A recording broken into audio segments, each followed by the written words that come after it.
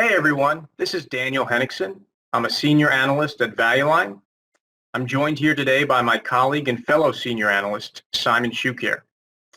Before we begin our presentation, we here at Valueline hope you and your family are staying safe and dealing with this difficult time as best as possible. So we're going to provide an update on the geopolitical events taking place in Europe and their impact on the economy and stock market.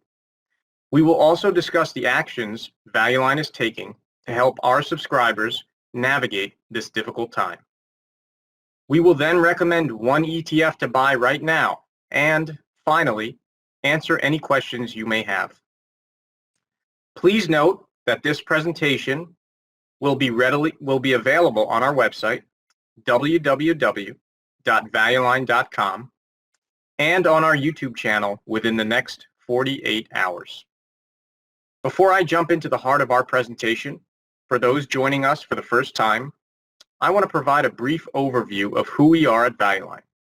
We are a New York headquartered publicly traded corporation that has been providing investment research for more than 85 years. Our flagship product is the Valueline Investment Survey. This service is a unique source of financial information and is designed to help investors make informed investment decisions that fit their individual goals and levels of risk. The product includes data, information, and analysis on more than 1,600 equities that trade on the New York Stock Exchange, the NASDAQ, and the Toronto Stock Exchange. It also includes economic commentary, easy-to-follow model portfolios, stock screens, industry-based analysis, and much, much more. This service, which is published weekly, is created by Valueline's research department, which is comprised of more than 70 analysts, economists, data experts, and quantitative specialists. One thing I want to stress is that our research is completely unbiased and independent. Unlike many Wall Street brokerage firms, Valueline has no investment banking business with any company, including those covered within our service. Valueline does not execute trades for its subscribers, and therefore has no vested interest in whether our subscribers buy, sell, or hold a specific equity. What's more, our staff of professional securities analysts are not permitted to own shares of any company that they cover. If you have any questions about the products or services that we offer, or our different tiers of subscriptions, that information can be found at www.valueline.com. Or you can call 1-800-VALUELINE. Now let's discuss what's happening globally in the economy and the stock market. This content was prepared by some of our senior analysts and economists. The last few days have been quite a whirlwind. Stock markets around the world have tanked, and the Dow Jones Industrial Average, the S&P 500, and the NASDAQ are all in correction mode.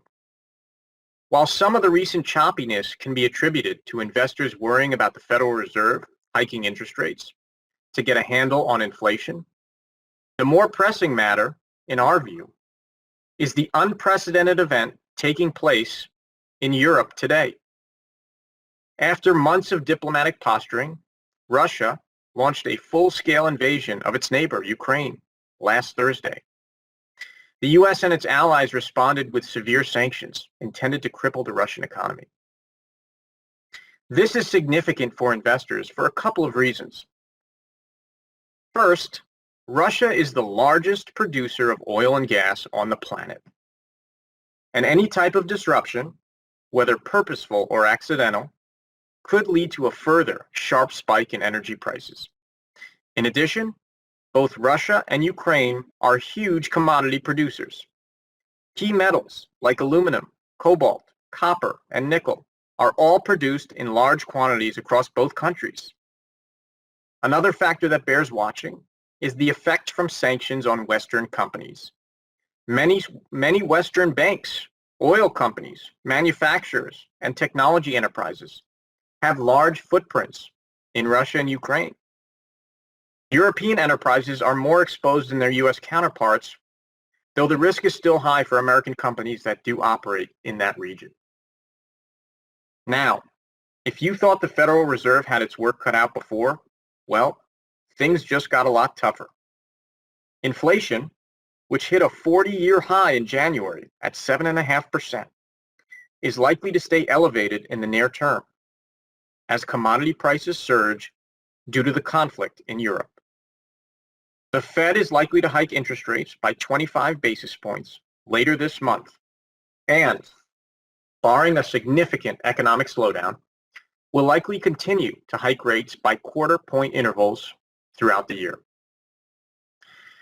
While we expect the central bank to eventually get a handle on inflation, it may take a while, and much will depend on how the conflict in Europe plays out over the next few weeks. If the situation dies down and supply disruptions are minimal, commodity prices could fall and inflation could decline faster than expected. However, if the war in Ukraine were to spiral out of control and perhaps spill over into other countries, that could lead to further price increases and exacerbate the already tenuous inflationary environment. Now, what should investors do in an environment like this? Well, exercising some caution and keeping a portion of your portfolio in cash and bonds remains our current recommendation in this highly volatile market. On the equity side, financially strong companies that traditionally do well in periods of elevated inflation are a good place to hide out during the current market turmoil. More specifically, we think energy, real estate, and value-oriented stocks in general are worth a closer look. Now, we're going to move on to the next part of our presentation. As many of you already know, Valueline provides a great deal of information and analysis to help our subscribers make the best investment choices. We know that most of our users depend on our weekly reports, time-tested ranking systems, and other valuable services. In addition, Valueline provides a great deal of daily content that can help you avoid the pitfalls and profit during volatile times in the stock market. Every day, we review the most actively traded ETFs, as well as company press releases, SEC filings, news stories, trade periodicals, and other sources for data and information to help us identify the most attractive opportunities in the ETF arena. One of the most helpful tools at our disposal is the Valueline ETF Screener. Before we proceed, for those who don't know, an ETF is a basket of securities that trade on an exchange just like a stock does. ETF share prices fluctuate all day as the ETF is bought and sold. This is different from mutual funds, which trade only once a day after the market closes. Now, to get to the Valueline ETF Screener, once signed in, head to the dashboard. And we will give the folks who are following along a few seconds to get there. Now, this is the main landing page for subscribers. Under the quick links, which is on the right of the screen, click on the new ETF service. Once here, we'll give folks a few seconds to get to that page.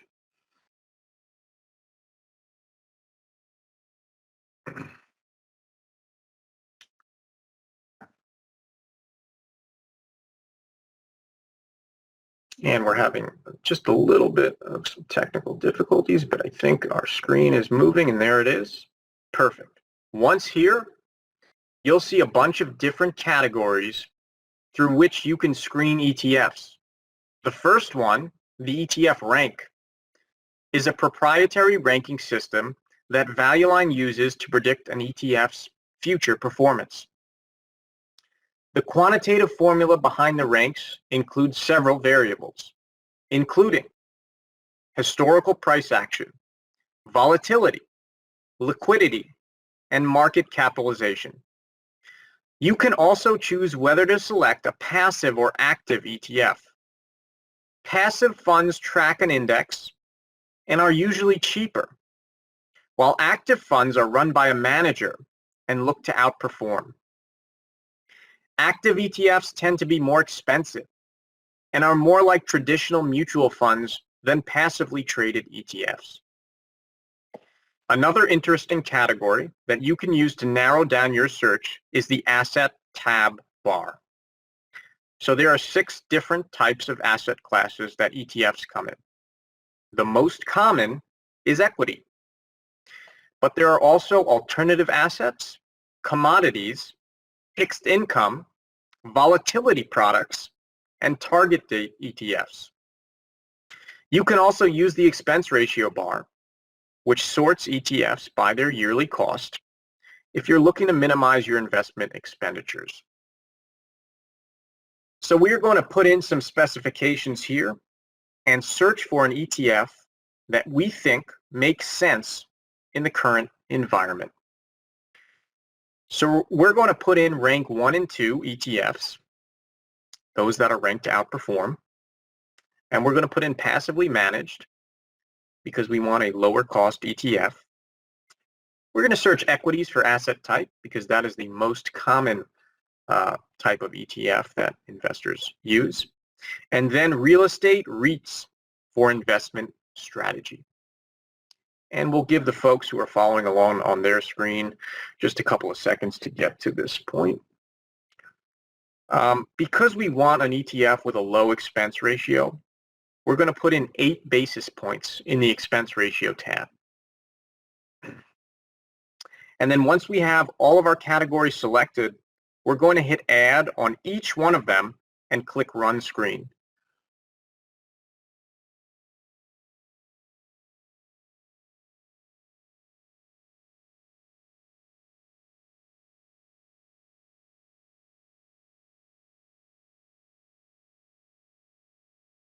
Then we're going to click run screen.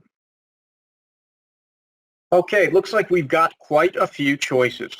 So we're actually going to scroll to the end here.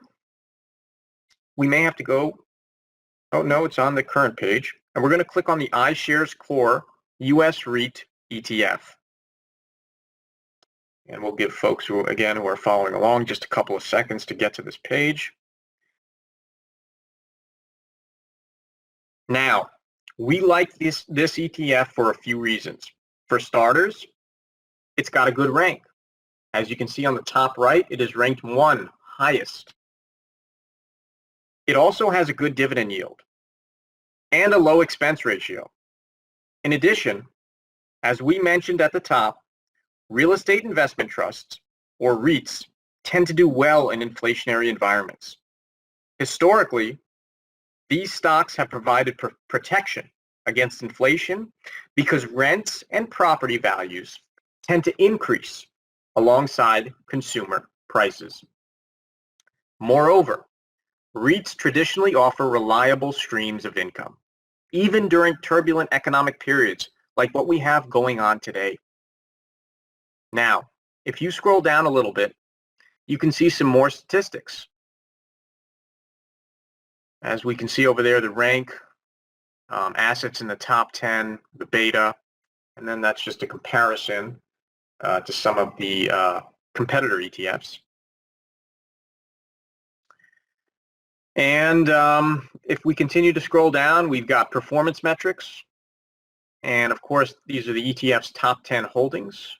If we go to the next page, right there, we can see Prologis, Public Storage, Simon Property Group, and a number of other REITs. Those are the ETF's top 10 holdings. And that gives us a nice look at what you're really buying. And now we're going to quickly show you another product that is directly related to the ETF screener. It's called Select ETFs. So if we hit dashboard again, and we'll give the folks just a couple of seconds to catch up. Again, you're going to look under the quick links section. You'll see select ETFs. It's right above the new ETF service. Go ahead and click that. Now there are 3 links here that I want you to pay attention to. The user guide, and then below that we can see the latest report for select ETFs. And then we give you all the historical reports dating back to the product's inception. You just click on historical report, you can see that.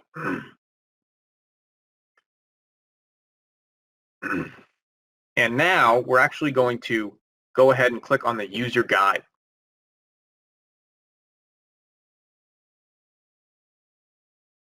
Now here you'll get a brief overview of the product, which, as described, is designed to help investors build and manage a diversified portfolio of exchange-traded funds, or ETFs, that are expected to outperform the broader markets.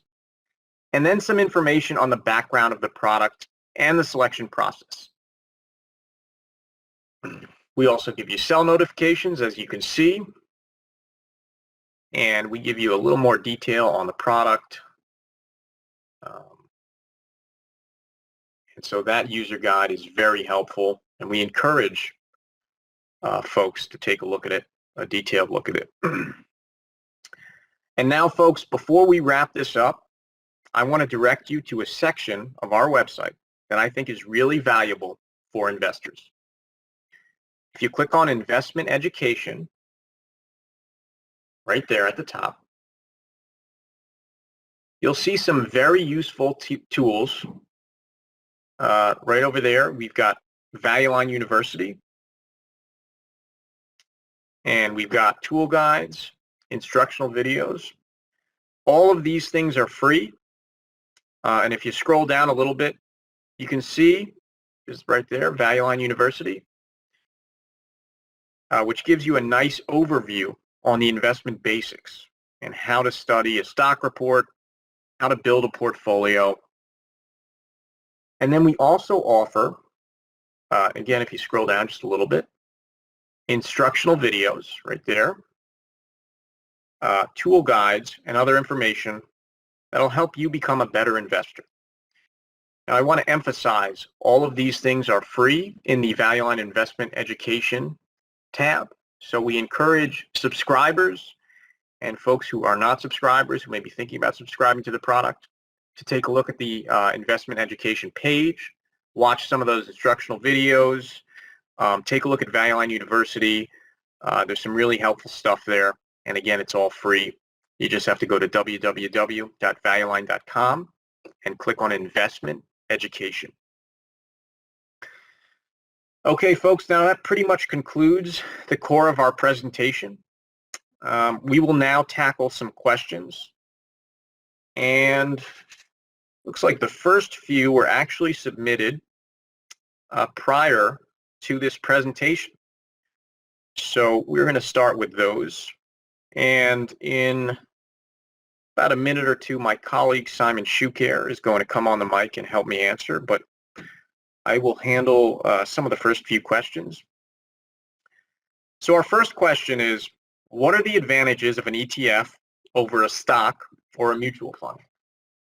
Now that's a great question. So ETFs have several advantages over traditional open-ended mutual funds. The 4 most prominent advantages are trading flexibility, portfolio diversification, lower costs, and tax benefits. Investing in individual stocks, meanwhile, requires significantly more research because you're responsible for choosing each and every company that's included in your portfolio.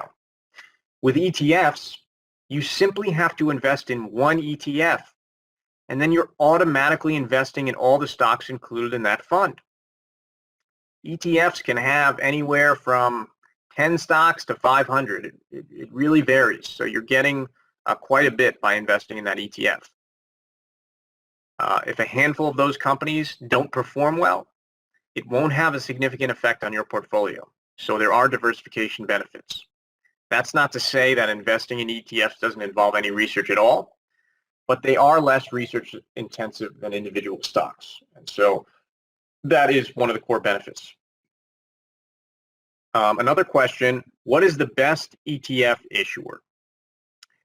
So folks, there are 5 ETF issuers with 100 billion or more in ETF assets under management. BlackRock is the biggest, followed by the Vanguard Group. State Street is number 3, and then you have Invesco and Charles Schwab. A lot of folks here may know Vanguard. They are the most affordable of that group. So if you are looking for ETFs with low expense ratios, Vanguard is probably the place to go. In terms of variety or selection, BlackRock and State Street have the widest selections. So if you're looking for a very specific ETF, BlackRock or State Street are probably better choices than Vanguard. But again, Vanguard remains the most affordable of that group. And now we're going to take our third question. Again, these were submitted earlier. Why don't you use performance in the screener? Folks, if you recall, when we were on the ETF screener and we searched for a fund and we found USRT, we did not look at performance. That is because we believe performance is actually a very important criteria that is subjective and dependent on individual investment styles.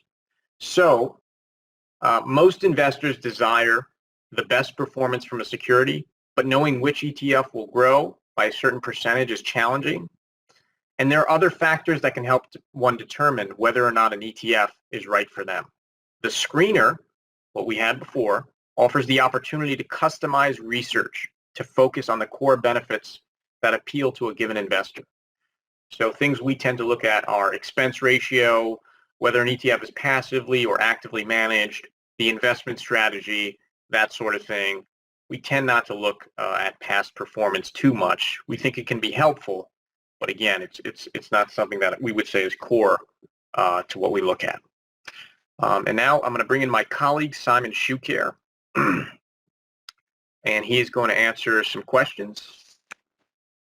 Hello, everyone. Again, thank you for joining us for our webinar on One ETF to buy now. Just trying to go through here and take a look at some of the questions that we've received. Unfortunately, we're not able to discuss pricing at this point, but we definitely do encourage anyone interested to contact us via email or on the website or via phone to ask any questions about pricing. We are more focused on the research aspect of the business. We have another question here from Ray Roth. You can buy and sell options on ETFs. We're not specifically discussing that aspect of the business right now since we're just focusing on this ETF specifically. But it is possible. Again, this is another opportunity for anyone interested to contact Valueline and get more information, as we do also offer an options product. Again, we have another question here about the trial of the ETF available for participants.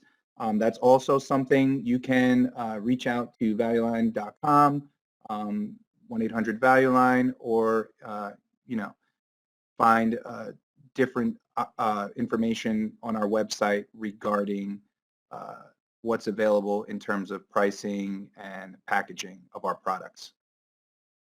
Okay, so I think that just about wraps it up in terms of our allotted time. So we would like to encourage anyone who viewed this presentation to check it out again on YouTube. It'll be available within the next 24 to 48 hours. Any questions about any of the products, again, go to valueline.com. And we are very grateful for you guys coming and viewing this presentation today. We hope you enjoyed the material, and we hope you stay safe. And thank you.